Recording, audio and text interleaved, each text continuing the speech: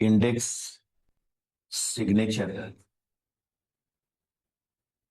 and rank real quadratic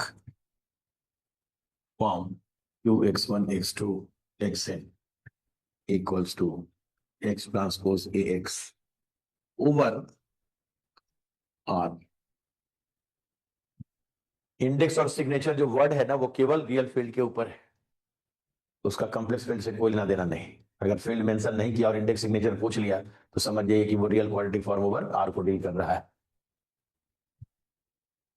ठीक है ना।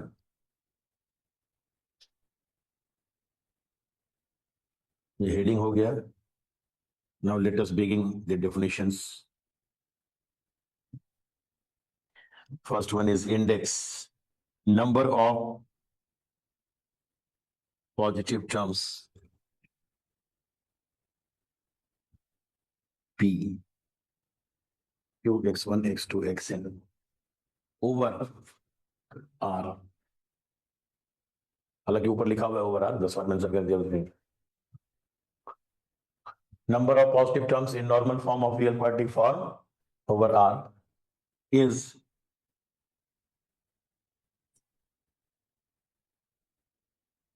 known as index of quadratic form q। it is denoted by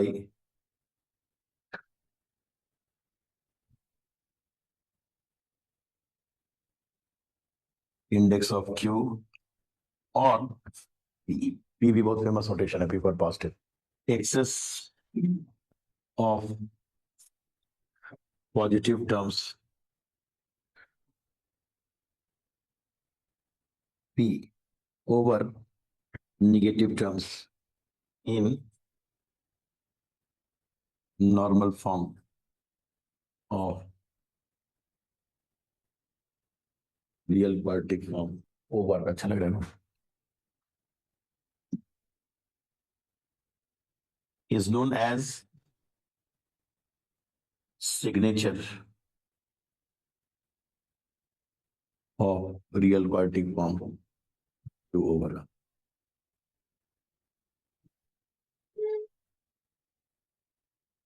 it is denoted by, कहीं मन किया तो पूरा लिख दिया, सिग्नेचर क्यू, एसजीएन क्यू और s, and s is equal to p minus q, number of positive term minus number of negative term.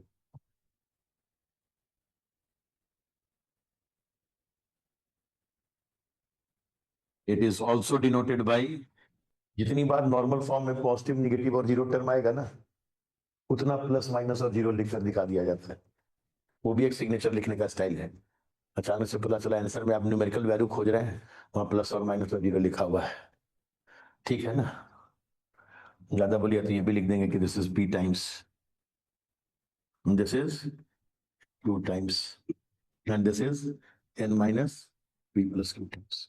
Number of non zero terms in normal form of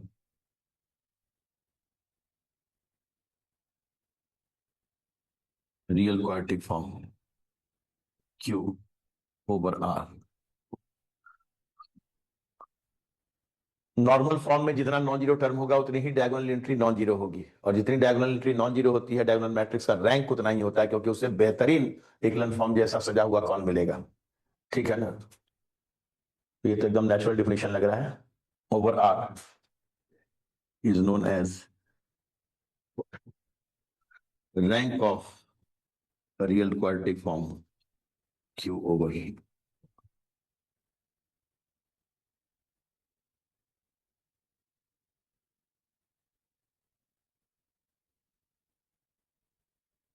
It is denoted by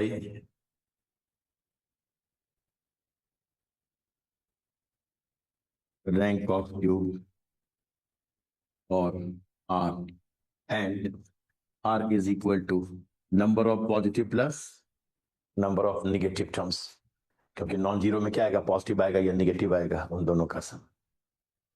कोई दिक्कत नहीं, तीनों definition ठीक ठाक है।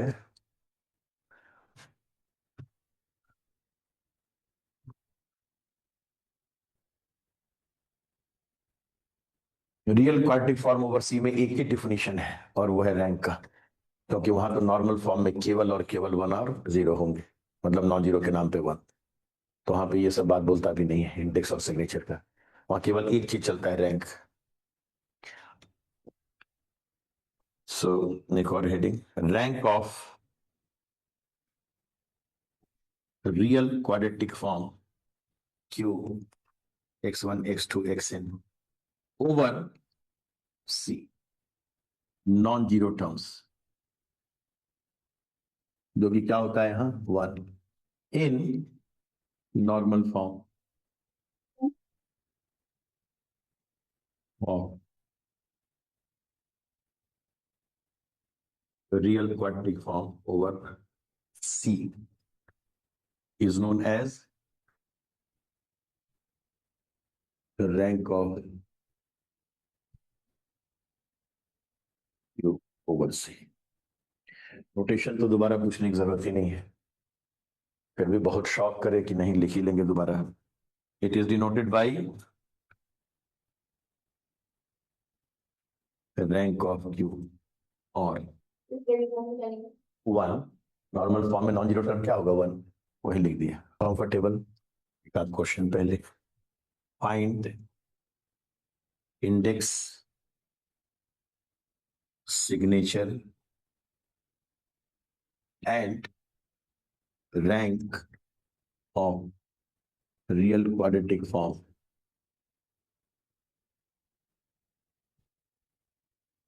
Q x1 x2 x3 x4 equals to x1 square plus 4x1 x2 plus 4x2 square plus 2 times of x3 x4 over R।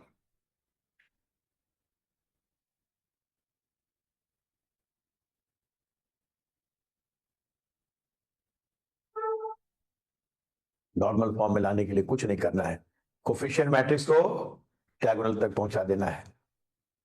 1 4 0 0, कोई doubt? x1 square x2 square x3 square x4 square का coefficient 2 2 0 0 0 0 2 x3 x4 means here you are going to get 1 and 1। Coefficient matrix ready, congruent reduction करके इसको diagonal पे पहुंचाना है, फिर diagonal पे positive को 1, नेगेटिव को -1 और 0 को 0 रखना है। उसके लिए सबसे पहला ड्यूटी इसको 0 बनाना, ठीक है। क्या ऑपरेशन लगाएंगे, R2 becomes R2 minus 2R1 and followed by column 2 becoming column 2 minus 2 times of column 1, and this will become congruent to, ठीक है ना, 1 2 0 0, डबल घटाते ही 0 0 0 0 0 0 0 1 0 0 1 0, फिर डबल इधर घटाए ये 0।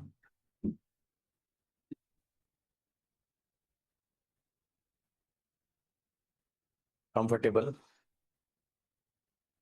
अब इधर वाले पे कभी जोश में आके ये मत बोलिए कि थोड़ा इंटरचेंज कर देते हैं, डायगोनल बन जाएगा। जैसे आप इसको इंटरचेंज करेंगे कॉलम में भी इंटरचेंज होकर जैसा है वैसा ही रह जाएगा। प्रूफ के दौरान एक बार सिखाया कि भाई अगर नॉन डायगोनल पे 0 हो जाए, नॉन डायगोनल पे नॉन 0 हो जाए और डायगोनल पे 0 हो जाए तो इसको ऐड करते हैं इसमें, याद है?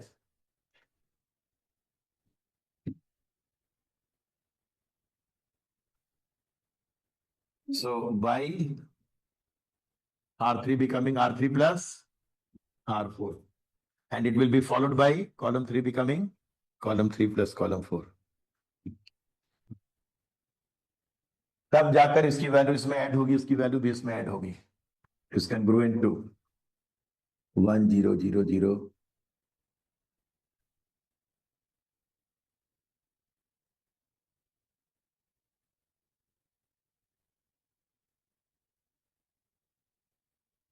और यही काम इसके कॉलम को यहाँ ऐड करने का, तो ये क्या हो गया, टू। कंफर्टेबल, हमेशा इस तरह का चीज आ जाए तो यही करना है, ठीक है ना। उसके बाद क्या बताना, now by R4 becoming R4 minus half of R3 and same काम column में this becoming column 4 minus half of column 3.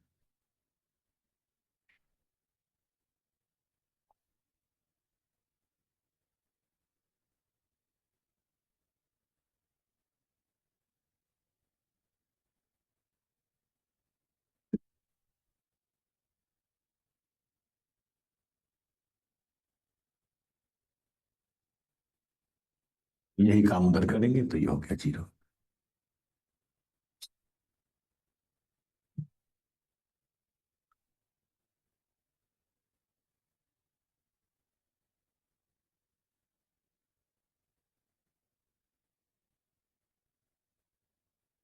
कोई दिक्कत,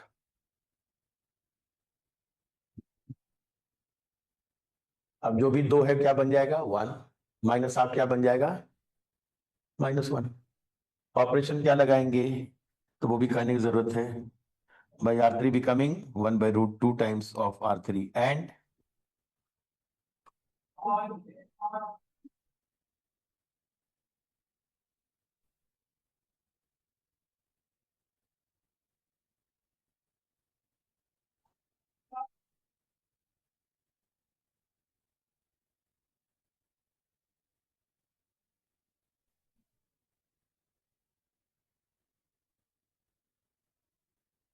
डायग 1 0, ठीक है ना, 1 -1। लेकिन सजावट कहता है कि ये y1 स्क्वायर का, ये y2 स्क्वायर का, ये y3 स्क्वायर का और ये y4 स्क्वायर का कोफिशिएंट ले लिया जाए, क्योंकि y1 y2 y3 y4 किस ऑर्डर में लिखेंगे वो हमारी ड्यूटी। लोग कहते हैं कि नहीं आप ऐसा मत कीजिए कि 1 के बाद 0 लिख रहे हैं फिर 1 लिख रहे हैं -1 लिख रहे हैं, क्योंकि केमिकल फॉर्म और नॉर्मल फॉर्म एक सजावट भी होता है, सारे पॉजिटिव को पहले, निगेटिव को उसके बाद, 0 को उसके बाद, ठीक है ना। तो करना क्या उसके लिए, उसी क्रम में रहे, y1 स्क्वायर का कोफिशिएंट, y2 स्क्वायर का, y3 स्क्वायर का, y4 स्क्वायर का। अगर मैं वेरिएबल का नाम y1, ठीक है ना, y2 y3 y4 इस तरह से रखूंगा, अपने आप सीधा हो जाएगा, कहने की जरूरत है।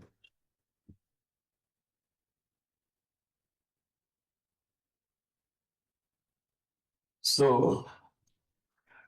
नॉर्मल फॉर्म ही पूछे थे ना, नॉर्मल फॉर्म इज, नहीं इंडेक्स सिग्नेचर पूछे थे, एक आध एक्स्ट्रा भी लिख दे रहे हैं, दिक्कत क्या है, y1 square plus y2 square minus y3 square plus 0 times of y4 square, number of positive term जितना लिखिए उतना अच्छा है, is equal to 2, number of negative term is equal to 1।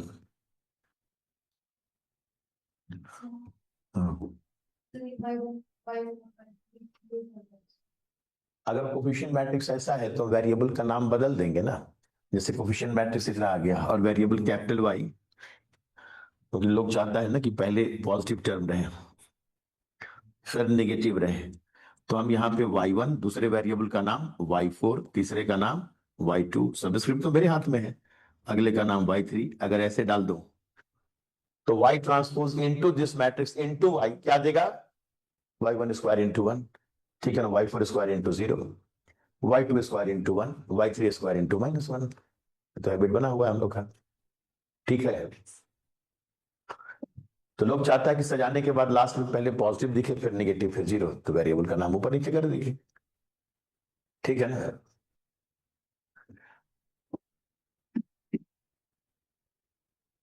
बाकी इनको पॉजिटिव नेगेटिव कितना आया उसमें ज्यादा इंटरेस्ट रहता है, उसको दिया गया। So index of Q, what is index, number of positive term,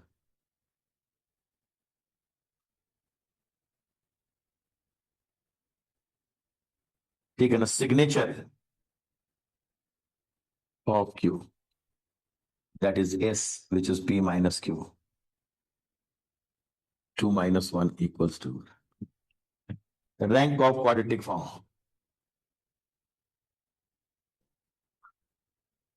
that is R. Notation भी यूज हो गया, which is P plus Q, that is 2 plus 1 बराबर 3. 213. देखिए अभी खाता नहीं खुला उधर से, अब धीरे धीरे जो आना चाहिए आंसर. किसी जगह कोई दिक्कत? नॉर्मल फॉर्म भी फ्री में दे दिए, नहीं पूछे थे फिर भी. कॉम्प्लेक्स की दुनिया में ये बहुत आसान है, खाली रैंक निकालना होता है, ठीक है ना. लेकिन यहाँ पे ये तीन तीन चीज आपका पीछा नहीं छोड़ेगा, हम लोग भी निकलेंगे. निकालिए.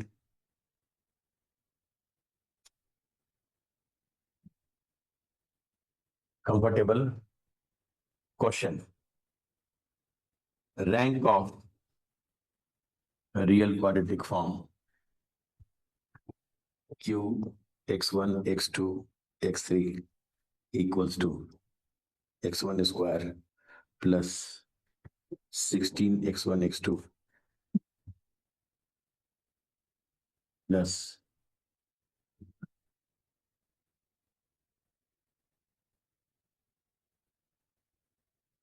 64 x2 square minus 7 x3 square.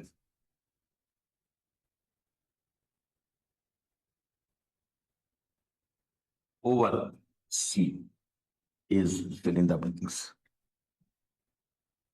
and its normal form over C is fill in the blanks.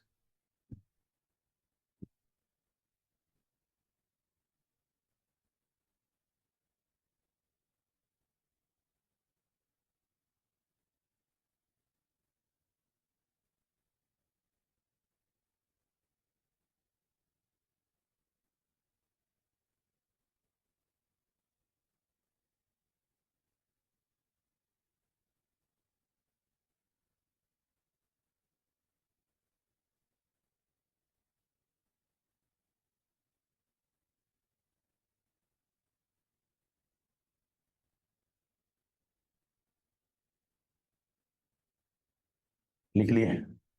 Solution में सबसे पहले क्या, कोफिशिएंट मैट्रिक्स थी, कॉन्ग्रुएंट रिडक्शन करके डायगोनल की तरफ ले जाएंगे. मिला ही है, बहुत आसान. 164 minus 7 8 8 रेस्ट आर 0. एक ही बार में मामला साफ. By R2 becoming R2 minus 8 times of R1 and column 2 becoming column 2 minus 8 times of column 1.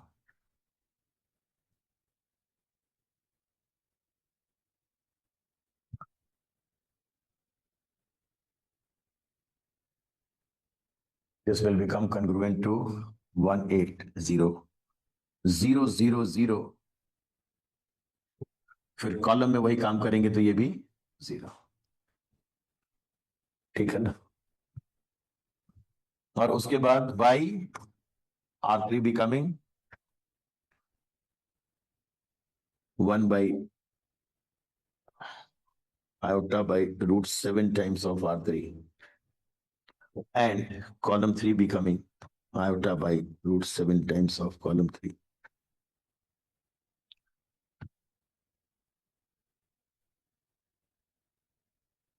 ठीक है ना. is congruent to 1 0 0. कॉम्प्लेक्स की दुनिया में है तो हम लोग आयोटा का यूज कर सकते हैं. पहला वेरिएबल y1, दूसरा वेरिएबल y3 और तीसरा वेरिएबल y2, तो वही वाला जो है वर्कआउट में. ठीक है ना.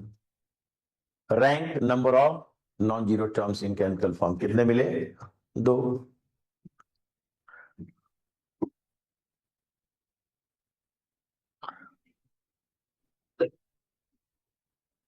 its normal form is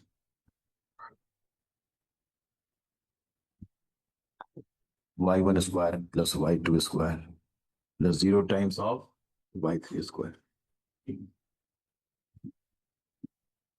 And rank of Q is equal to 2.